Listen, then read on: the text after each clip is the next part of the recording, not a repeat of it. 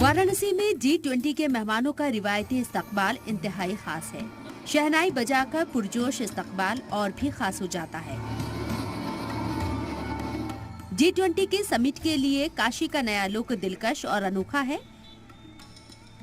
वसुदेव कुटुंबकम के पैगाम के साथ काशी सभी मेहमानों का इस्तकबाल कर रही है।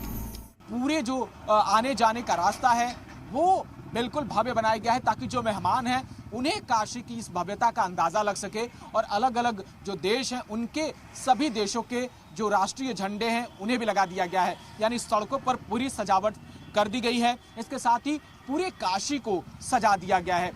हर मकान आपको दिखेगा कि मकान हो या प्रतिष्ठान हो, सभी को एक रंग में रंग दिया गया है। सभी के कलर एक हैं और सबको टचअप देने की कोशिश की गई है। काशी चूंकि मंदिरों का शहर है, जो धार्मिक, आध्यात्मिक और आधुनिकता का शहर है, ऐसे में इन तमाम चीजों को यहाँ पर उकेरा गया है। दुनिया की मईशत में अहम किरदार निभाने वाले 20 ममालिक के डेवलपमेंट मिनिस्टर्स के अलावा 200 से ज्यादा डेलीगेट्स 13 जून तक अलग अलग मुद्दों पर चर्चा करेंगे।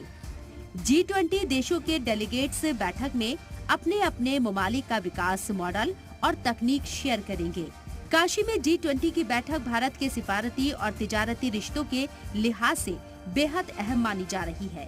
12 जून यानी कल पीएम नरेंद्र मोदी भी वर्चुअली बैठक से जुड़ेंगे।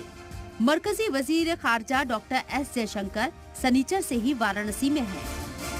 काशी के निवासी जो हैं इसका पूरा स्वागत करेंगे और G20 के जो भी डेलीगेट आएंगे उनको काशी देखने का उनका सौभाग्य होगा। और पूरा मैं यहाँ मुख्यमंत्री और यहाँ की शासन जो है उनको मैं बधाई भी देता हूँ और मैं आभार भी प्रकट करता हूँ।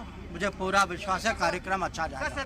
G20 देशों के वुज़रा की बैठक में अगले 100 साल की चुनौतियों पर भी चर्चा की जाएगी। साथ ही हल का प्लान तैयार किया जाएगा।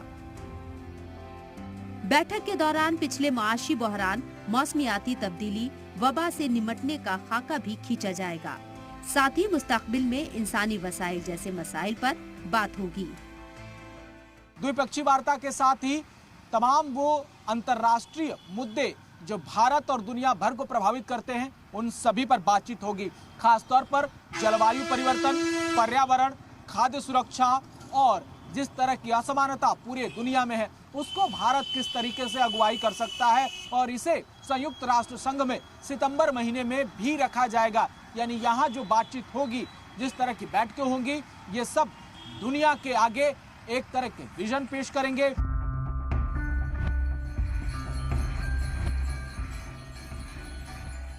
बैठक के लिए पुख्ता इंतजाम किए गए हैं। आज सुबह वजीर खारजा एस जयशंकर ने पार्टी के दलित कारकुनान के घर ब्रेकफास्ट किया। उन्होंने इसकी तारीफ की और G20 की बैठक के लिहाज से इसके मायने भी बताए। बिल्कुल बनारस का नाश्ता जो मैंने इतना सुना है ना कि अनाज का एक मैसेज भी है। नहीं बिल्कुल ना, देखिए मोटे अनाज का मैसेज जो है आज से आप जानते हैं G20 का कार्यक्रम होगा। ये भी G20 का जो लोग ये माने फूड सिक्योरिटी, जो अनाज या ऊर्जा या खाद के विषय पे जो चर्चा आज होगी, तो इसमें जरूर ये मिलेट का मैसेज बहुत अच्छा जाएगा। वाराणसी में G20 की ये दूसरी बैठक है। इससे पहले अप्रैल में G20 देशों के ज़राई साइंसदानों की बैठक भी हुई थी। अब 13 जून तक चलने वाली वुज़रा की बैठक भी कई लिहाज से अहम है। ब्यूरो रिपोर्ट, जी मीडिया।